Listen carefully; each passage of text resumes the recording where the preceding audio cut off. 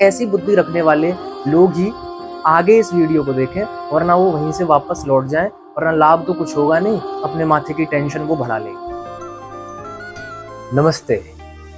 आज हम शुरू कर रहे हैं, आज इतवार का दिन है, तो आध्यात्मिक इतवार करके एक सीरीज में शुरू कर रहा हूँ, जिसमें हर इतवार को आध्यात्मिकता को वैज्ञानिकता के साथ जोड़कर हमारे अस्तित्व की जो वास्तविकता है उसकी तरफ जाने का हम प्रयास करें। इसको सुनने से पहले अगर आप उन व्यक्तियों में से हैं कि फलाने उन्होंने स्वामी जी ने ये कहा, फलाने महाराज जी ने ये कहा, हम तो ये मानते हैं, हम सुनेंगे ही नहीं, तो आप यहीं से लौट जाएंगे। वो बहुत अच्छा किया आपने। इसके बाद आप तर्क से कुछ चीजें समझी जाती हैं, प्रमाण से, तर्क से और विज्ञान से। इन तीनों का होना बहुत जरूरी है। चौथी है अंधविश्वास, जैसा कहा वैसा मान लेना।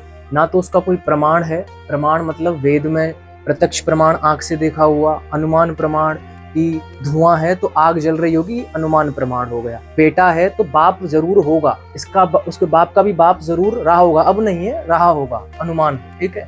शब्द प्रमाण, वेद में ऋषियों के ग्रंथ जो शास्त्र हैं, उपनिषद, उनमें जो सही चीज जो वेदानुकूल लिखी हुई है, क्योंकि उनमें भी लोगों ने मिलावटें कर दी हैं, तो जो वेद के अनुकूल है, वेद में मिलावट हो नहीं सकती। तो ऐसी बुद्धि रखने वाले लोग ही आगे इस वीडियो को देखें, वरना वो वहीं से वापस लौट जाएं, वरना लाभ तो कुछ होगा नहीं, अपने माथे की टेंशन वो बढ़ा लेंगे। ठीक है। तो आज का विषय है, कोई भी इस संसार में कभी भी सुखी क्यों नहीं हो सकता। कोई भी इस संसार में कभी भी पूर्ण सुखी, एक शब्द इसमें जोड़ दूं, पूर्ण सुखी नहीं हो सकता। देखिए इसका कारण, इस संसार में वैसे तो 6 तत्व हैं जो अनादि हैं, जिनको बनाने वाला कोई नहीं, पर मुख्य 3 तत्व हैं जिनको हमें समझना होगा। पहला ईश्वर, दूसरा जीव आत्मा, जीवात्मा, तीसरा प्रकृति। ये 3 तत्व हैं जो अनादि हैं। अनादि कैसे? तीनों ही अनादि, यानी कि ना तो ये उत्पन्न हुए और ना ये नष्ट होंगे। अब ये बात समझ में नहीं आती। प्रकृति है, जीवात्मा है, ये कभी तो बने होंगे, मतलब कभी तो बने होंगे। तो इसको ऐसे समझिए, कुछ सिद्धांत हैं मोटे मोटे। जो चीज उत्पन्न होती है वो नष्ट अवश्य होती है, पहला सिद्धांत। इसको उल्टा करके देखिए, जो चीज नष्ट नहीं होती इसका मतलब वो उत्पन्न भी नहीं हुई। ठीक। जीवात्मा यानी मेरे शरीर में जो आत्मा है, ये अनंत जन्मों से चली आ रही है और आगे अनंत जन्मों तक चलेगी।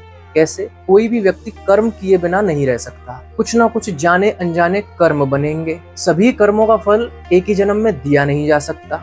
वैज्ञानिकता के अनुसार मैं 10 लोगों को मारकर खुद मर जाऊं तो उसका फल मुझे कहाँ मिला? अगला जन्म देना पड़ेगा। वर्ल्ड ट्रेड टावर उड़ाया ओसामा बिन लादेन ने, 19 हाईजैकर थे, वर्ल्ड ट्रेड टावर में प्लेन को घुसा दिया उन्होंने, 2-3 हजार लोग मारे गए। उसका पाप 100-200 हजार वर्षों में दिया जाएगा, तो उस जन्म में तो फल दे ही नहीं सकते। तो इसका मतलब जन्म होंगे। ऐसा कोई जन्म हो नहीं सकता कि कर्म ना हो। कर्म होगा तो फल देने के लिए जन्म भी देना पड़ेगा। तो ये कर्म, यहाँ कर्म किया, फल मिला, जन्म लेना पड़ेगा फल लेने के लिए, फिर कर्म, फिर फल, फिर कर्म, फिर फल।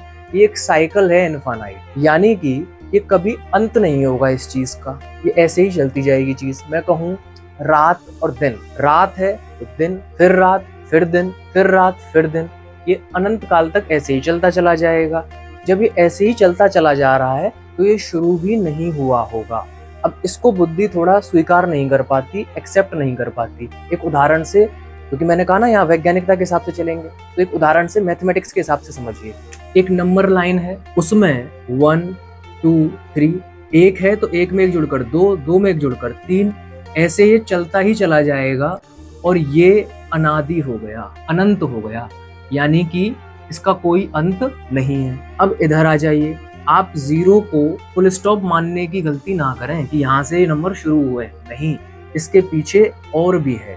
-1, -2, -3, -4, ऐसे चलते चले जाइए, तो ये अनादि है। जब आपका मैथमेटिक्स में नंबर लाइन पर नंबर अनादि और अनंत हो सकते हैं, तो ये भी अनादि और अनंत हो सकते हैं। तो ये तीनों तत्व क्या है? अनादि है और अनंत है, अनंत काल तक। ये कभी नष्ट नहीं होंगे, कभी नष्ट नहीं हुए, क्योंकि जो चीज उत्पन्न होती है वो नष्ट होती है। अब जो नष्ट नहीं होगा तो वो उत्पन्न भी नहीं हुआ। उत्पन्न नहीं हुआ, उसका उदाहरण मैंने आपको इससे समझा दिया। ठीक। अब आप देखिए इन तीनों में कुछ प्रॉपर्टी है जो कॉमन है, और जैसे जैसे ऊपर की तरफ जाते जाएंगे एक एक प्रॉपर्टी नीचे वाले में कम होती चली जाएगी। तीनों ही हैं जो सत हैं। सत का मतलब यही अनादि, हमेशा थे, हमेशा हैं और हमेशा रहेंगे, कभी ना नष्ट हुए ना कभी उत्पन्न हुए। ये तीनों ही हैं, प्रकृति भी, जीवात्मा भी और ईश्वर भी। प्रकृति को का मतलब आप वो ना समझे नेचर और ये सब, प्रकृति का मैं मीनिंग आपको बताऊंगा। ये तीनों ही सत हैं। जैसे जैसे आप ऊपर जाएंगे एक गुण नीचे वाले में कम होता चला जाएगा, ऊपर वाले में बढ़ता चला जाएगा। इसमें जैसे ऊपर जाएंगे तो एक गुण इसमें जुड़ जाएगा, चित चित चित, यानी प्रकृति में एक ही है सत, हमेशा से थी हमेशा रहेगी ये तत्व। जीवात्मा और ईश्वर में ये गुण समान है, सत है चित है, यानी जीवात्मा जो है वो चेतन है, कॉन्शियस है, और ईश्वर भी क्या है, चित है। और ऊपर जाओगे तो इसमें भी ये गुण, एक गुण कम हो जाएगा, इसमें बढ़ जाएगा आनंद, जिसको कहते हैं सच्चित आनंद, सच्चिदानंद। यानी कि ईश्वर, जीव और प्रकृति सत है, तीनों ही सच हैं, ठीक है, कभी नष्ट नहीं होंगे। जीवात्मा और ईश्वर ये दोनों चित हैं, यानी कॉन्शियस हैं, चेतना है इनके अंदर, ठीक। और ईश्वर जो है वो एक गुण ईश्वर में ऐसा है जो इन दोनों में नहीं है, वो है आनंद। अब जीवात्मा जो है अलग अलग शरीर धारण करके, कुत्ते का, बिल्ली का, गाय का, सुअर का, अलग अलग शरीर धारण करके, मनुष्य का, वो इस प्रकृति से सुख लेना चाहता है, क्योंकि किसी भी प्राणी का मुख्य उद्देश्य, मेन गोल क्या है, वो है सुख लेना। सुख का दूसरा नाम ही क्या है, आनंद है। तो सुख लेना या आनंद लेना वो किससे संपर्क करता है इस चीज को करने के लिए? एक तो उसका जो ढांचा है वो प्रकृति से बना है, सृष्टि में बना हुआ है, और वो उस ढांचे को लेकर उस प्रकृति से ही संपर्क करता है, इंटरेक्शन करता है सुख के लिए। लेकिन वो सुख गुण है ईश्वर का, वो है किसके पास, ईश्वर के पास। तो ये जीवात्मा अनंत जन्मों तक भी क्यों ना भागता रहे, प्रकृति के शरीर को लेकर प्रकृति से ही आनंद ले ही नहीं सकता। आप परचूने की दुकान पर जैसे पेट्रोल नहीं खरीद सकते, पेट्रोल पंप से आप चावल नहीं खरीद सकते, क्योंकि वहां उसकी उपलब्धता है ही नहीं।